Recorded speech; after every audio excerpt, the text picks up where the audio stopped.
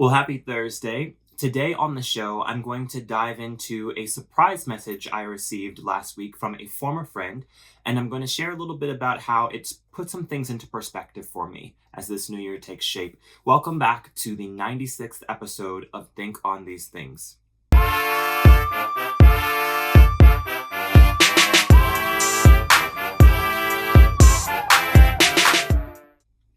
Well, before we dive into the story for today, I want to orient ourselves as we always do. If you have the book of positive affirmations, go ahead and open up. We're going to be reading from the third chapter, day 12 today. So this is it's like the new edition of the book.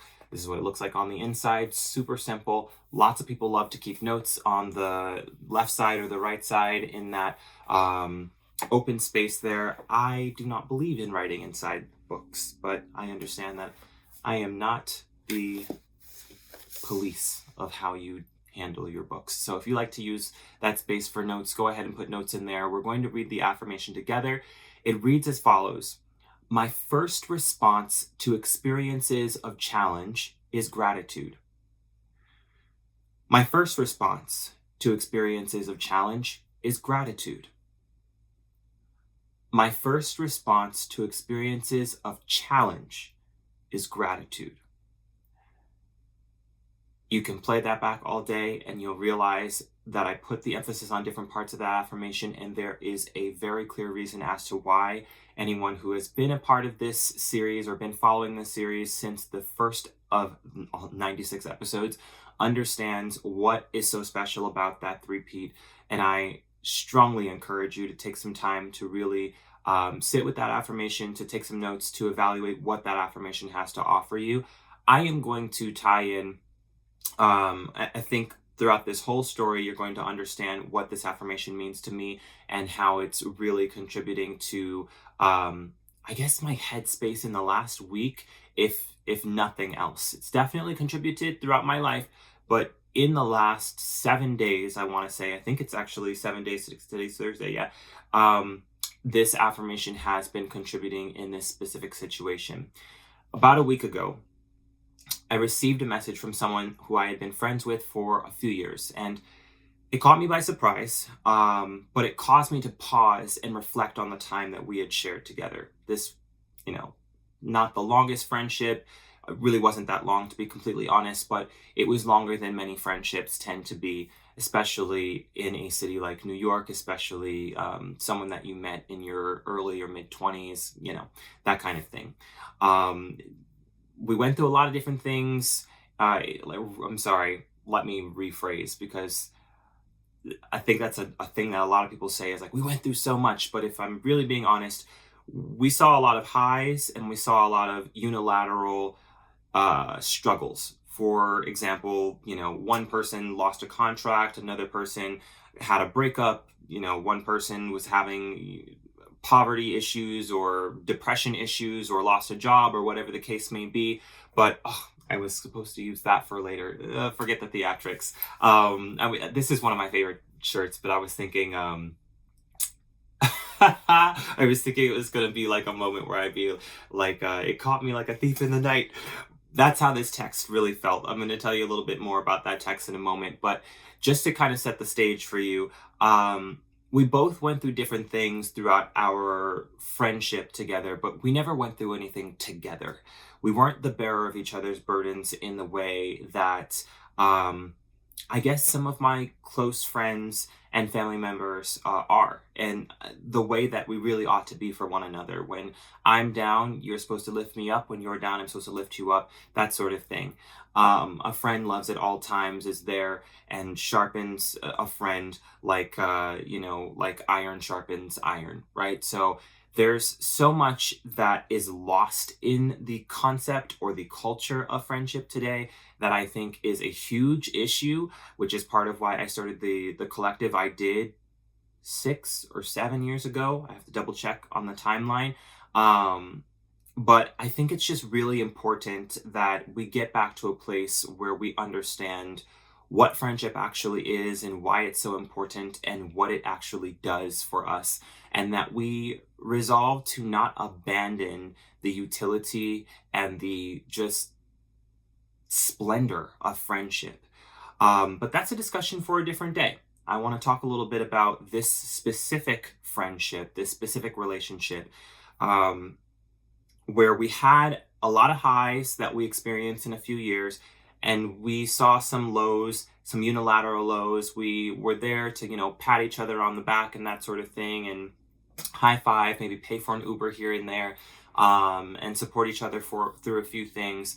But the truth is, time brings test in conflict. Conflict is where intimacy is developed.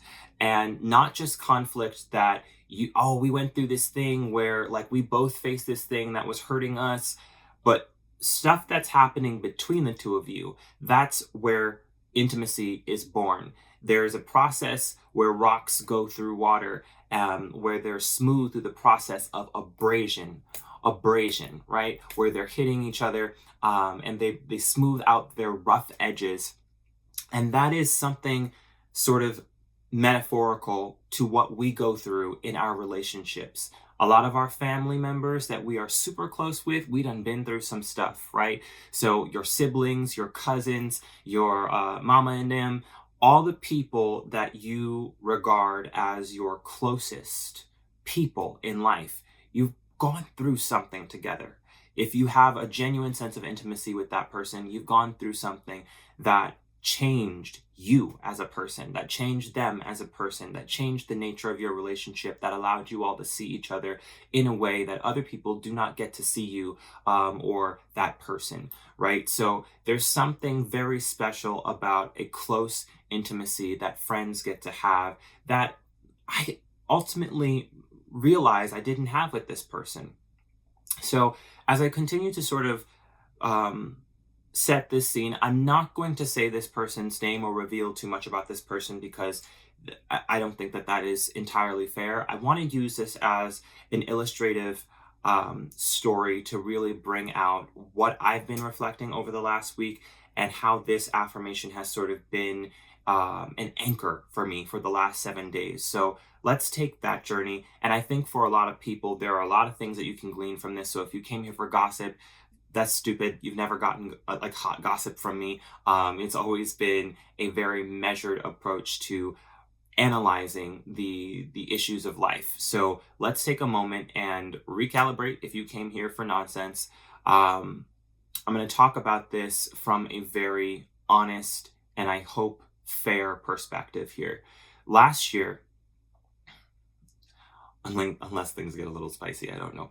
Last year, around the beginning of May, I called this friend and I shared a profoundly positive and deeply personal update with a message I had also received from God. So it was, hey, friend, all these updates, we hadn't talked in a while. There was a lot of catching up that we needed to do. So imagine, you haven't talked to a friend in a long time. You get on the phone and they have some updates for you. You have some updates for them. Well, I had a really important update to share with this person.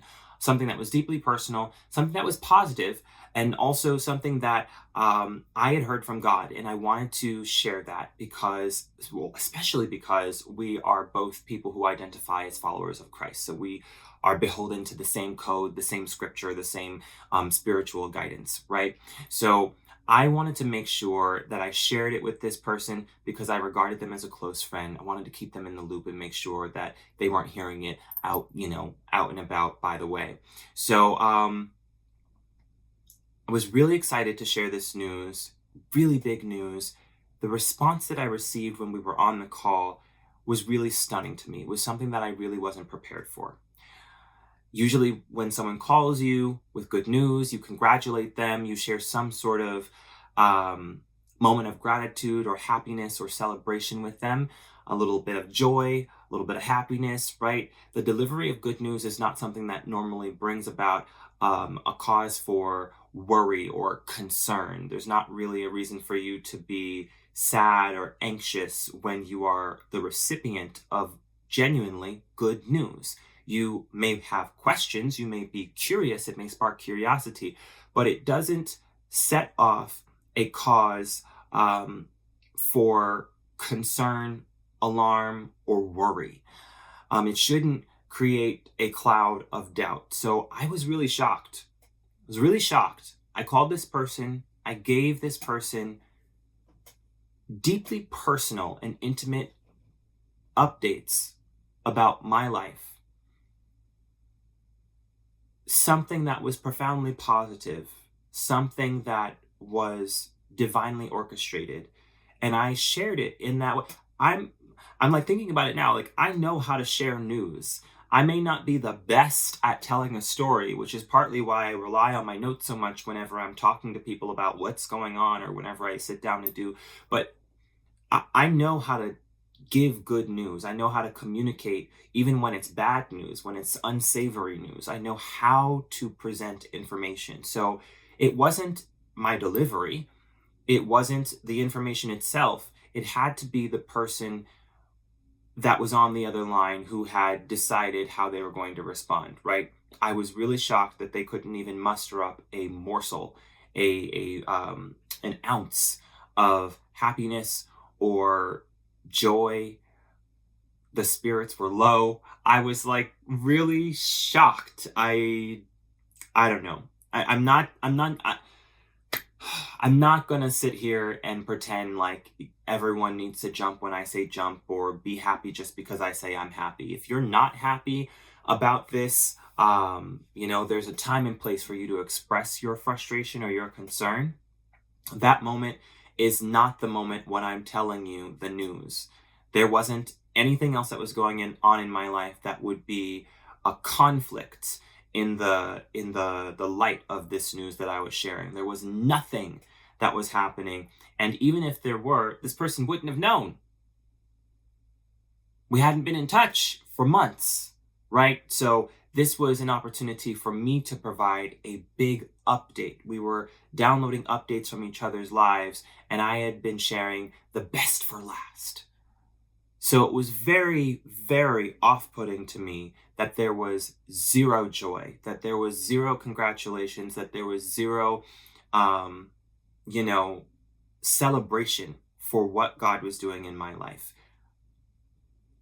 So it not only did it give me pause, but after we got off the phone, I was sort of stunned. I was like, what even is this? Who is this person that I just spoke on the phone with? It almost felt like I had just, you know, divulged my deepest secrets to a complete stranger. Like I called like 311 and just said, here are all of the deepest secrets that I have. Here's exactly what's going on in my life. Do with that what you will. Right? They're inundated with calls all day. They don't want to hear about the nonsense you have going on in your. They don't know you. They don't know you. They don't care.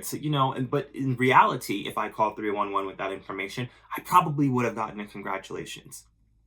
I probably would have gotten a celebration. I probably wouldn't have been met with a bunch of worry and dismay and unwarranted concern that was just completely unnecessary, to be completely honest, in my perspective. So everybody has their cautionary discretion, all of those sorts of things. Again, there's a time and place. So after this call, no joy, no peace, no virtue, no praise. I really had to reevaluate like what I was doing with this person. We had been friends for a couple of years, and I'm going to get off my notes, so we're going to have to struggle through that later. But we had been friends for about a couple of years. I think it was April or May 2023 that our friendship began. That's actually when we met. And we met through other friends. So we met at that time, and then fast forward to May 2025, we had this conversation where I shared this huge update in my life, and this person is one of the first to hear about it, right? One of the first to hear about it. So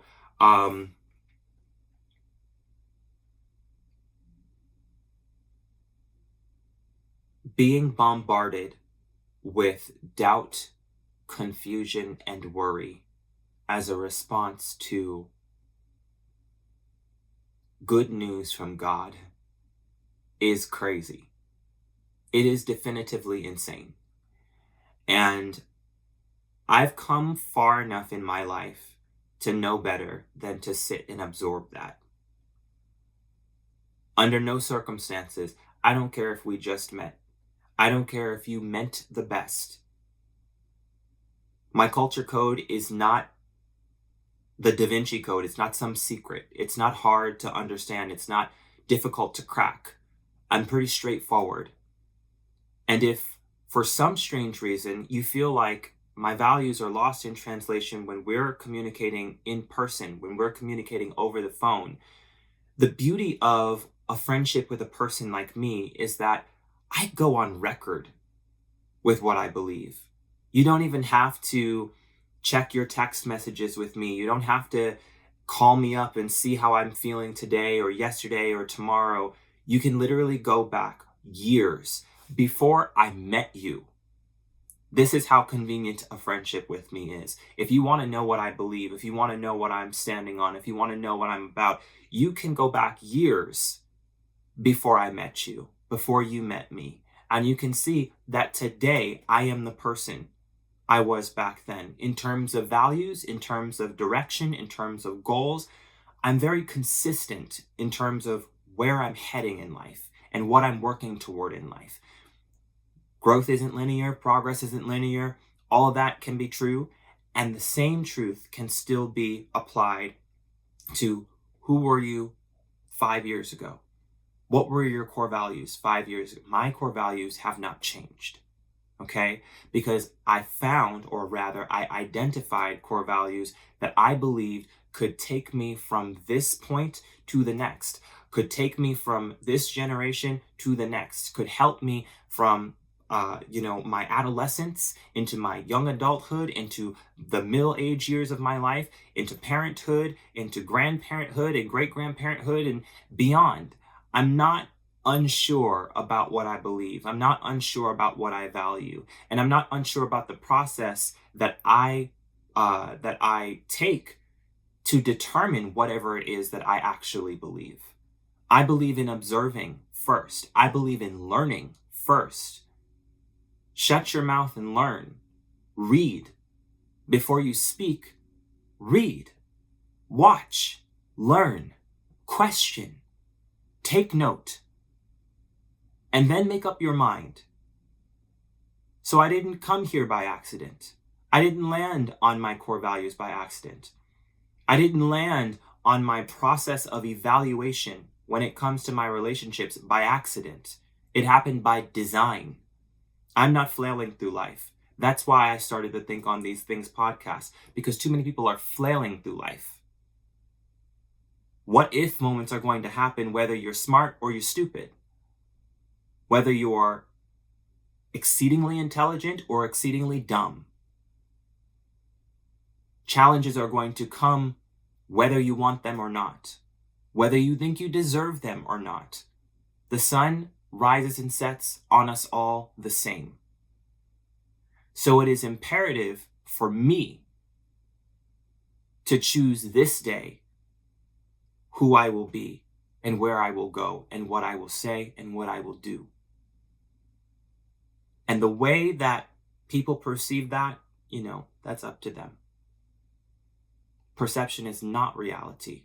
Perception is perception. That's why they have two distinct meanings.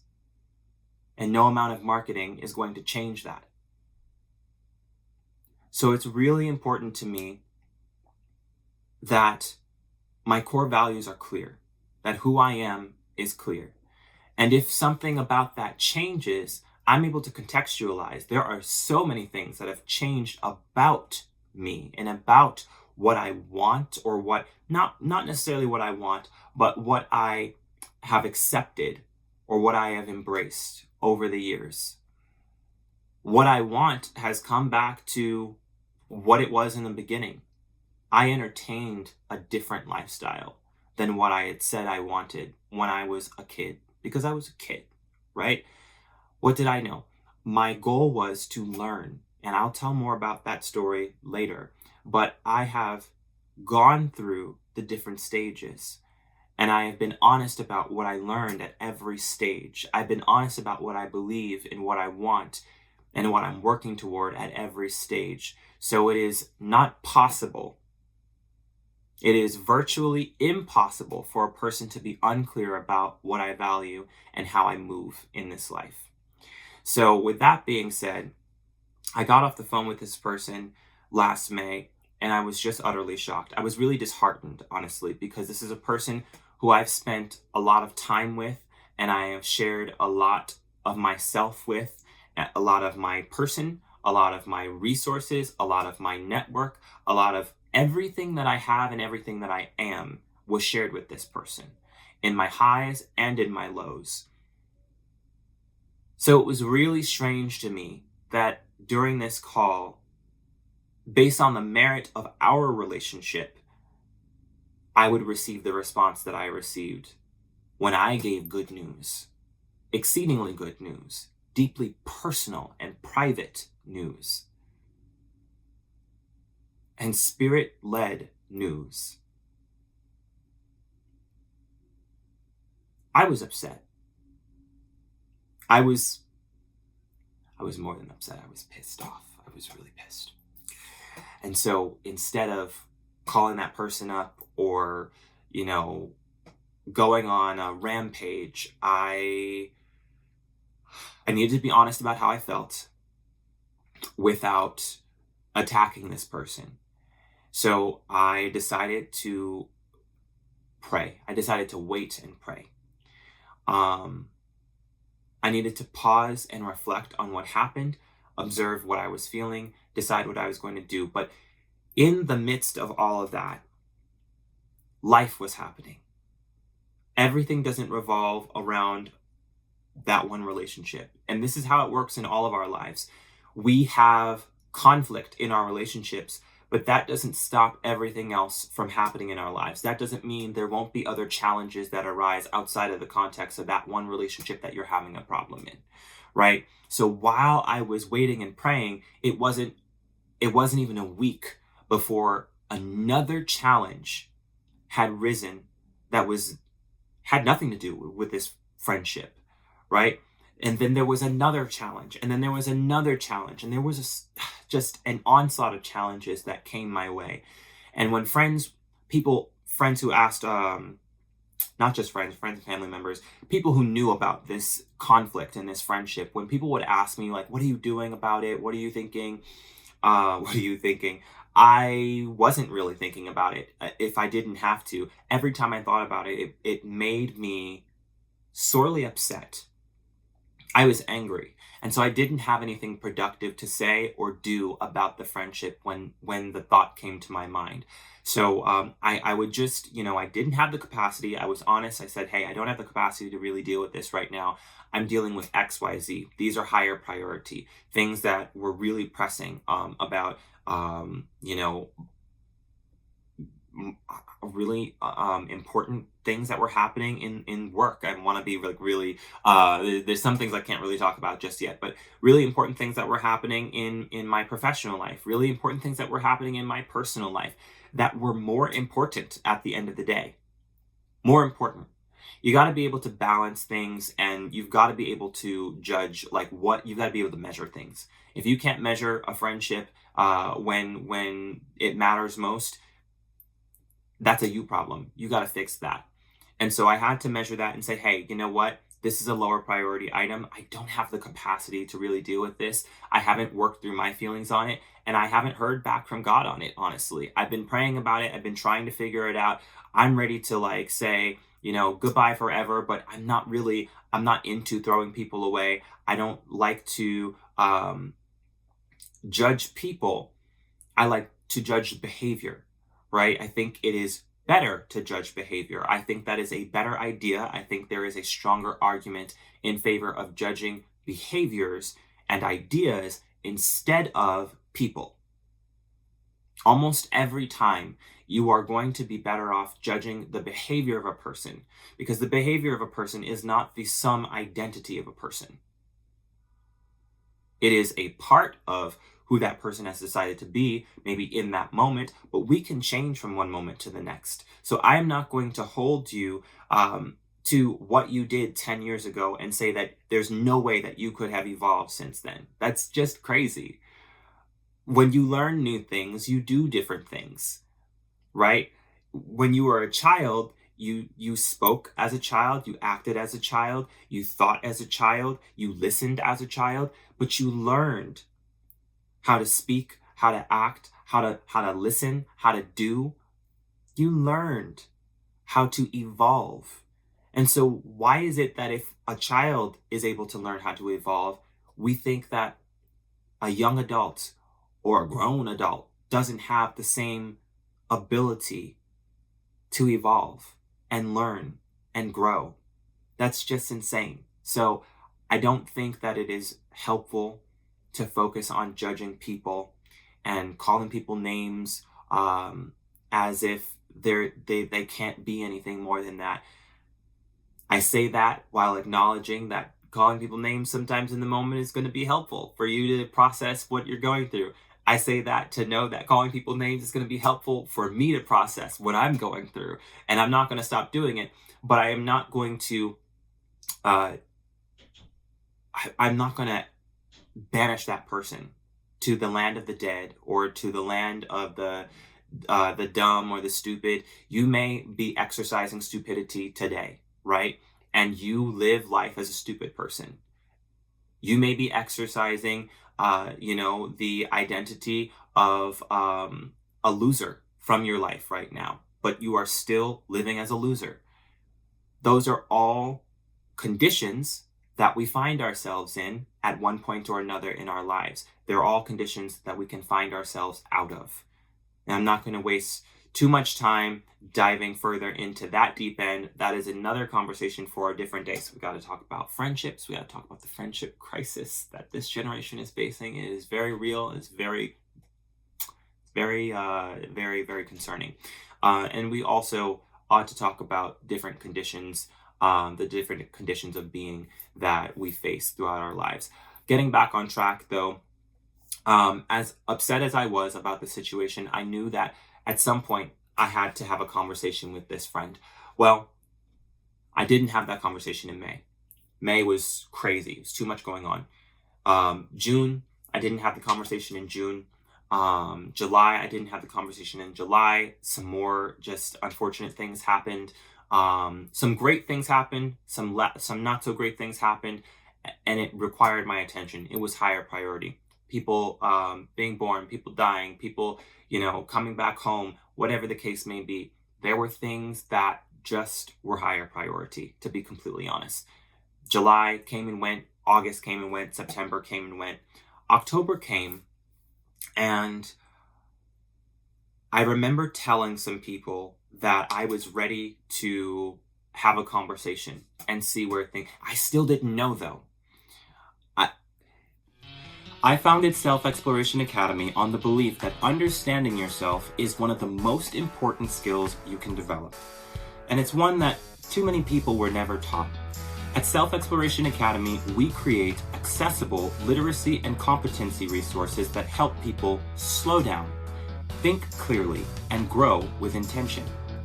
From the academic blog and the academic glossary to free and low-cost resources, everything we create is designed to help make knowledge easier to understand and easier to use in real life.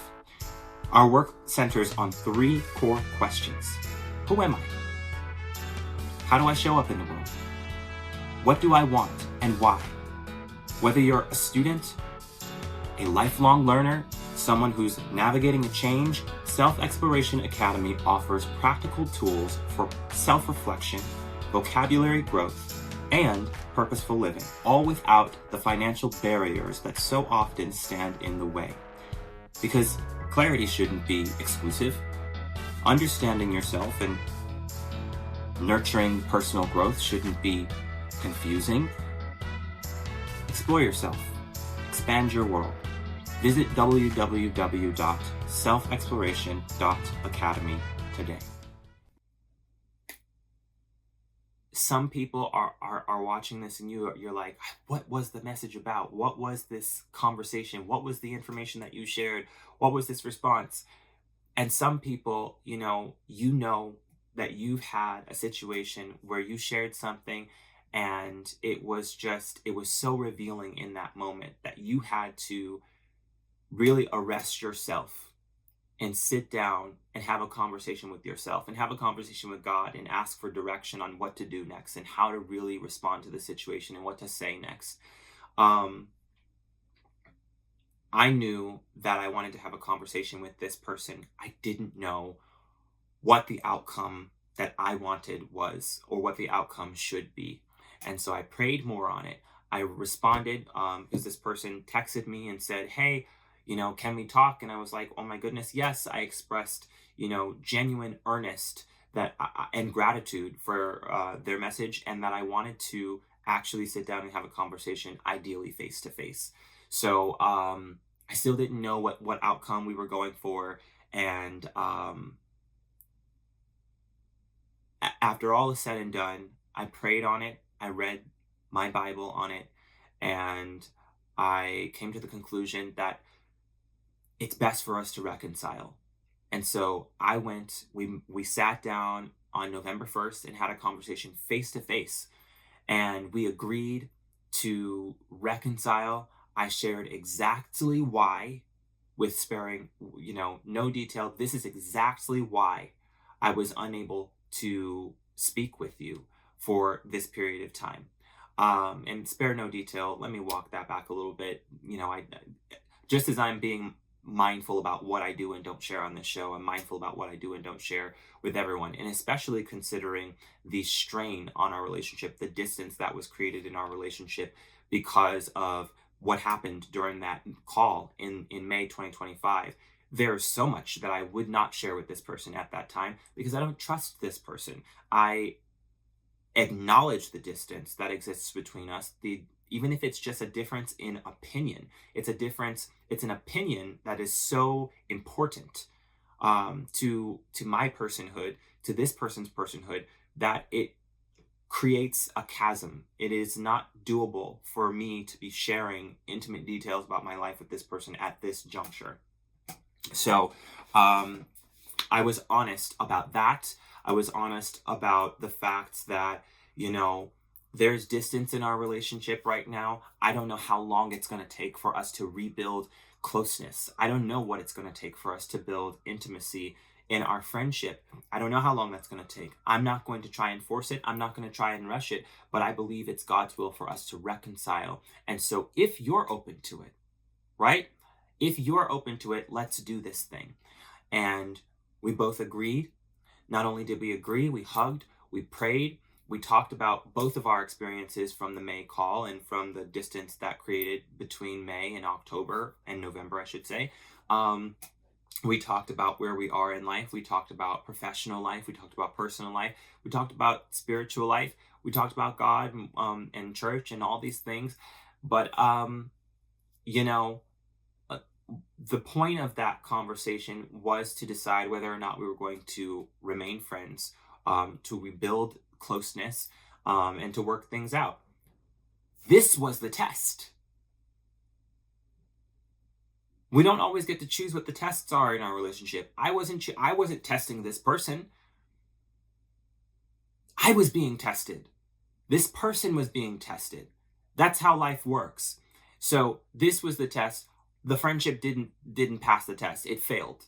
It failed miserably, and I'm going to share with you in just a moment. I guess I'm glad this thing fell. I would have forgotten to do that thing altogether. Anyway, I walked away from that conversation thinking, wow, I'm glad that we got to understand each other a little bit better. I am grateful. I'm looking forward to seeing what happens next. There were some missed, texts or calls here and there. We had, chatted a little bit. But later in December, there was, I guess, a couple of text messages that were sent that I didn't get back to quick enough. It was literally the week of Christmas. And I didn't get back to this person in their desired window of time. And I didn't know that this was such a big problem. I had called, I had tried to reach out to this person, I had tried to schedule time to like touch base and interface with this person, but my effort was apparently not enough. And I didn't know that until last week.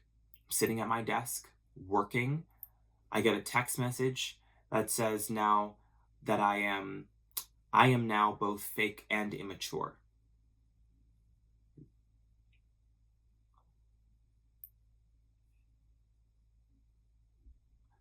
Last month, or I guess the month before, we decided that we were going to work things out. We shared our perspectives. We came together to sort of meet each other in the middle and understand one another. But I guess that didn't work. I don't I'm reviewing things and trying to understand. I got this message that says that because I didn't get back to this person during the week of Christmas, um, this person who I have distance with, I didn't get back to you during the week of Christmas. I didn't get back to you in enough time. Okay, cool. Pretty sure I did make a phone call during that week to try and get in touch with you. That's okay. Neither here nor there. Also, I'm accused of blocking this person. I don't know what it is with people and social media, but I have for years been trying to understand why it is so important to you that we are like hyper fixated on each other's social media profiles. I come off of social media several times out of the year. In fact, I disabled my Instagram several weeks ago, and have no interest in reactivating it. I do not plan on coming back to Instagram on my personal profile. I don't plan on coming back to Snapchat. I am happier when I am not on those social media platforms. I prefer to be off those social media platforms. And that's just me. But that is something that I've been going through for years. And my best friend, Samir, knows this. And my wife knows this.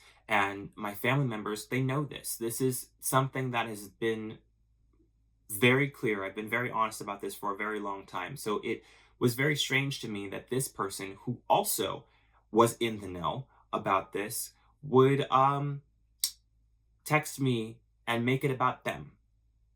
I just think that that is so interesting, that because they can't find me on this social media platform, I have now apparently blocked them on all social media for no apparent reason.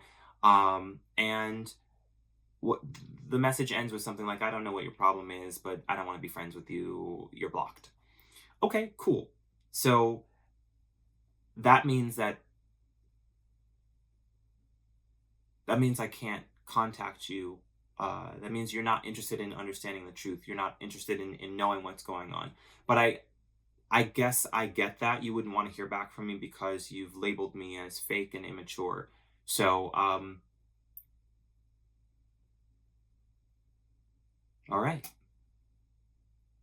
Sometimes you receive messages and you gotta just kind of go, okay, all right, so this is where we are. The messages are not necessarily a true judgment of you and your character. They're much more an indication that, hey, we don't fit in each other's lives anymore. This isn't my first friendship, right? A true friend loves at all times, is always going to love you. In fact, this is part of why I'm so careful with, making forever claims about certain people, about anyone really. That I have only one friend who I have declared, for a forever friend. This is my best friend in the whole wide world. You've heard about him. It's Samir. Um, you know, we agree on a lot of things. We disagree on a lot of things. Some things we disagree on vehemently. But if I were to die today, he would be there to bury me tomorrow. There are so many people who cannot say that about anyone in their lives. Not anyone, and I'm not exaggerating. I am not, people are like, I'm not close to anyone. Okay, you will die alone. and no one will come and bury you, and no one will remember you because your life meant nothing. There has to come a point where we realize that there is an important utility to friendships, that we are designed to do life together through thick and thin, when things are great and when things are horrible. Life is short and full of trouble. You need a friend who you can lean on. We are supposed to be the bearer of each other's burdens. So instead of ignoring a person, and ignoring their plight and ignoring the part you played in the plight that they faced, your responsibility as a friend is to be understanding, is to be considerate, is to be concerned about that person and to see about them and to see about their well-being. And I'm not saying that this person, you're wrong because you didn't ask how I was doing. That's not what I'm saying. You didn't care about me. That's fine. Um, Sitting at home though, stinky spirit, mad because I don't want to smell like you, is not going to solve your problem. It's not going to solve my problems, and it's definitely not going to solve your problems. I don't sit around and ruminate about you. I don't sit around and ruminate about anyone. I reflect on my life and times, and I make decisions about my life and times. Simple. I ask God for guidance about anything that I am feeling indecisive about, anything that I am feeling that I am ill-equipped or unprepared or lacking capacity to handle. It is a very simple process. It is a very simple, tried and true process. It is a superior process to other processes that continually fail us.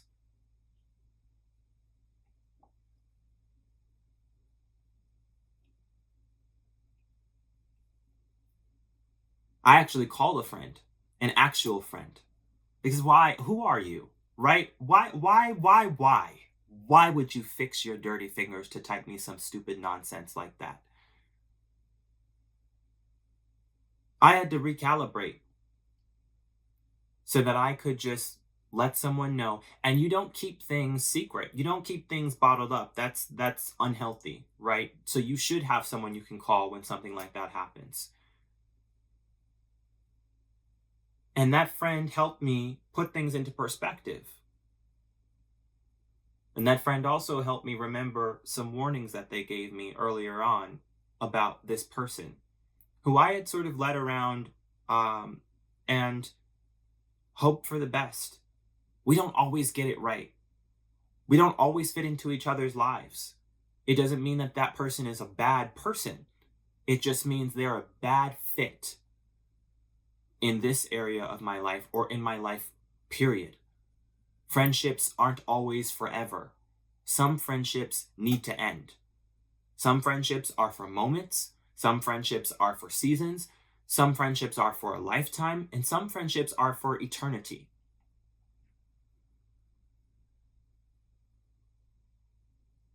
But when it's time to let it go, your best move is to let it go. You don't need to make some scathing statement about that person just because they're not a fit anymore. There will come a point in your life where you realize that when it's not working out, you can just say, hey, this isn't working out. There's no need to disrespect, to go out of your way to disrespect someone. It doesn't add a moment to your life. It doesn't relieve you of any worry. In fact, if anything, it adds to your problems. It adds to your problems by your own hands. Too many times we find ourselves in situations where, hey, the friendship is expired, but we don't know how to end it. Not every friendship needs a conversation when it's time for it to end. Many of them do. So when that conversation is due, it is better for you to know how to handle it, and that can be handled with grace. I have never gone to someone and said, hey, we need to end our relationship, and felt the need to go on and on and on and on and on about um, why this friendship is so bad and why they're such a bad person. I have had plenty of relationships where I wanted to say that. I wanted to do all that. But that's not acting acting from a place of anger is not going to move you forward in life. It's not going to help you in the end. Acting from a place of peace, acting from a place of clarity, acting from a place of understanding is going to help you in the end. Acting from a place of love. And even though this message, was so nasty,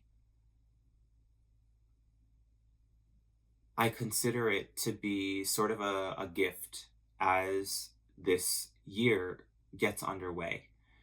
As I said on the last episode, I'm in full experimentation mode. There's a lot going on. I am so busy. I mean, I just pulled an all-nighter. I don't know, right now it might be 8:30 in the morning. But I have been at my desk since 10:30 p.m. I stepped away to, I got up this morning to go shower and all that good stuff, but I'm in full experimentation mode. I am pedal to the metal, working on accomplishing a certain set of goals before this month is over. I will not give myself over to nonsense. And I've done really well to keep expletives out of this episode, which, by the way, expletives would have been nice to have kept those out of the message that was sent to me. But the whole entire message was just, uncouth. So, sure, I want to minimize snide remarks. I think that's warranted though. Like, the entire message was unhinged. It had no basis in reality. There were things in that message that I'm not sharing because they are personal matters, and it's unfair to share some of those details. But the reality is the entire message was just unhinged, senseless, reckless, and disrespectful. It was not a good look for that person, not reflective of me as a person and the relationship that I stewarded with this person and the contributions that I made to this person's life. Honestly, really seek help. If you feel like you need to lie to a person, about who that person has been, about what that person has done, go find help before you hurt yourself and other people in your life. Friendships, real friendships, are one-to-one relationships where people have common values and they intentionally build a bond. That definition hasn't changed. It was the same before I met this person who decided to send me that message. Maybe that person's values changed. I don't know what values they were pulling from when they messaged me that nonsense. I know what values I was pulling from when I decided to be unresponsive to them for a period of time. Because of something they said, because of something they did, because of a person that they became that was inconsistent with the energy and the personhood that I needed to surround myself with during a very critical time in my life. Why would I surround myself with people who are harming me? Why would I do that? What is fake? What is immature about removing yourself from a harmful situation? Distancing yourself from a harmful presence or energy or a stinky spirit. Please,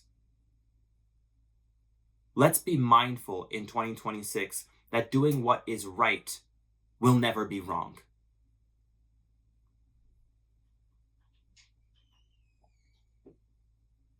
A friend loves at all times. A true friend. A true friend is a gift. A true friend is a gift from God. And these aren't just ideas that I'm coming up with on the spot. It's not just a feeling, a feel good I can think about people who have called themselves friends in my life who have revealed themselves to be anything but. And I thank God for them the same way that I thank God for the people who have revealed themselves to be friends. People who haven't even considered themselves, to be friends or that close to me, or, that it's really powerful because there's a scripture that tells us that people who humble themselves will be exalted, and people who exalt themselves will be humbled. And I think of my space in a lot of people's lives where I don't think of myself so highly, but I hear things about small moments that we shared together, words that were exchanged that had an outsized impact in that person's life. And I count it all joy. And I thank God for those people. And I thank God for those moments. I thank God for that feedback, because it is not for me to exalt myself in someone else's life. And I don't preach the gospel of shame. I do preach a gospel of evaluation. Evaluate yourself. Evaluate the choices that you've made. Evaluate the words that you chose to speak. Evaluate the energy that you chose to embrace and that you chose to produce. That's on you. That's not on me.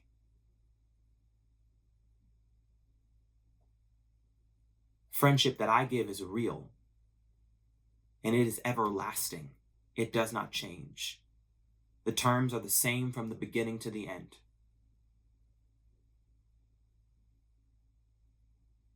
And on that measure of merit, I can say that a friendship from me or a friendship with me is a gift from God. And if ever I act outside the bounds of the core values that I have been preaching for the last, 5, 6 years, if ever I should act outside of the bounds of those values, then, hey, you know what? Maybe reevaluate the proximity that you have given me in your life. In the same way that if you decide to act outside the bounds of the values that we share, that are the basis of our relationship together, I will reevaluate my relationship with you. I will reevaluate your proximity to me and my family and the life that I'm building in pursuit of God's purpose for me in this life. Now, for all the doubt, confusion, and worry that was put on display by this person last May, today we have confidence, we have clarity, and we have assurance. And for that, I am grateful. This was an interesting episode.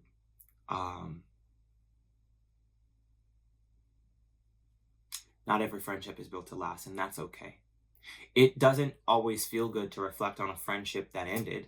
And it's okay if it brings up, if it stings a little, if it brings up harsh feelings and it makes you a little excited or a little upset, testy or whatever, or indignant. It's okay if those feelings come up when you reflect. But with God's grace, we will move on. Both of us, both me and this other person.